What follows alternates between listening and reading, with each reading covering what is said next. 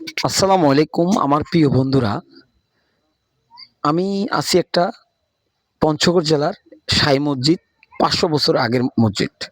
দেখেন এই মসজিদে নামাজ পড়তে আসতো লোক ৩০, ৩৫, ২০ কিলোমিটার হাঁটে।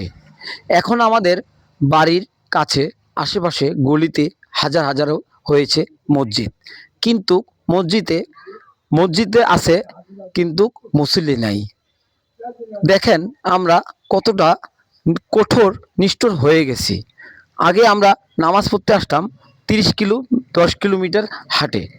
এখন আমাদের ঘরের সামনে আছে মসজিদ, কিন্তু মসজিদে মসজিদের কাতার আছে, মুসল্লি নাই। সর্বোচ্চ ১ কাতার ২ কাতার, তার বেশি হয় না মুসল্লি। আমাদের থেকে ইমান আমল অনেক কিছু হারাই গিয়েছে। ভিডিওটা সবাই শেয়ার করবেন, ভালোবাসা দিবেন প্রিয় বন্ধুরা। ধন্যবাদ।